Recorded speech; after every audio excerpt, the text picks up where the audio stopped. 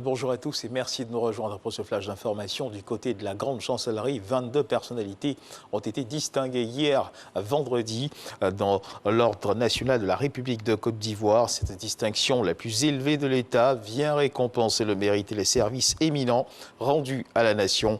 Dans cette cohorte de 22, des ministres, présidents d'institutions, responsables de structures étatiques, avec en tête le chef du gouvernement, Patrick Hachi. Nous y reviendrons dans notre édition de 13h. La Côte d'Ivoire, notre pays, célèbre la 41e édition de la Journée mondiale de l'alimentation. Le thème retenu pour cette célébration est « Agir pour l'avenir, améliorer la production, la nutrition, l'environnement et les conditions de vie ».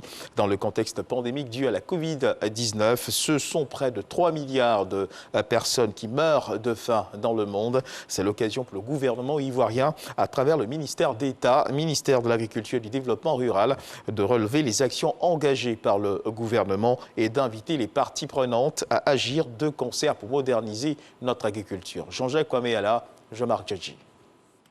Améliorer la production agricole, c'est préparer l'avenir. Une orientation politique du gouvernement promue en cette 41e journée mondiale de l'alimentation dans un contexte de pandémie de la Covid-19. En vue de préparer l'après-pandémie, je voudrais, au nom du gouvernement, à l'occasion de la Journée mondiale de l'alimentation 2021, lancer un appel à l'action dans tous les secteurs afin de soutenir la transformation vers des systèmes agroalimentaires plus efficaces. L'efficacité des chaînes de valeur, le changement climatique, les conditions de vie en milieu rural et la sécurité sanitaire des populations. Tous ces défis sont déjà pris en compte par l'État à travers ces structures comme le Programme national d'investissement. La mise en œuvre de ce programme permet aux producteurs, éleveurs et pêcheurs d'avoir un meilleur accès aux infrastructures et équipements agricoles. Il reviendra à l'Agence ivoirienne de sécurité sanitaire des aliments en cours de mise en place d'assurer aux populations des aliments plus nutritifs. Pour un financement et une agriculture plus résiliente, le ministère d'État, ministère de l'Agriculture, appelle à une mobilisation de tous les acteurs.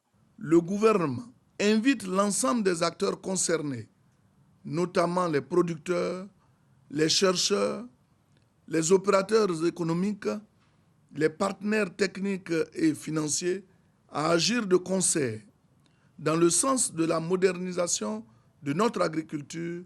Le but de la Journée mondiale de l'alimentation est de sensibiliser le public et d'inciter à l'action au profit des personnes qui souffrent de la faim.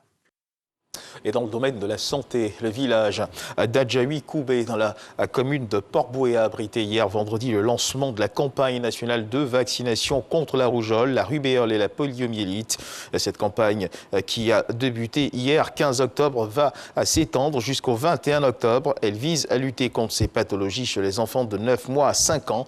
En donnant le coup d'envoi de cette campagne nationale de vaccination, le ministre de la Santé, Pierre Damba, a traduit l'engagement du gouvernement ivoirien à œuvrer en vue d'offrir une santé de qualité aux populations. Le ministre de la Santé, de l'Hygiène publique et de la couverture maladie universelle invite d'ailleurs toutes les populations à se mobiliser et à adhérer à cette campagne nationale de vaccination.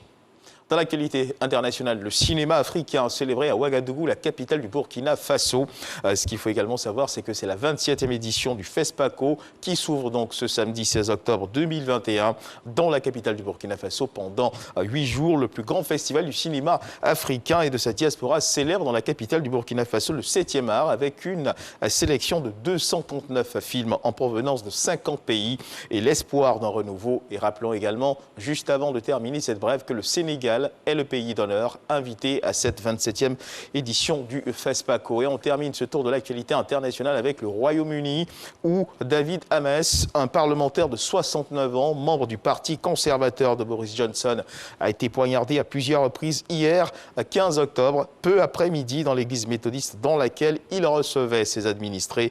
L'attaque a eu lieu durant la permanence parlementaire de l'élu, à environ 60 km à l'est de Londres. Un homme de 25 ans a été immédiatement arrêté sur place, soupçonné de meurtre. Le député a succombé sur place à ses blessures malgré l'intervention rapide des secours. Et la police britannique qualifie de terroriste le meurtre du député conservateur David Amess. Et c'est sur cette information que s'achève ce flash d'information. Merci de nous avoir suivis. Je vous retrouve à 13h pour le journal.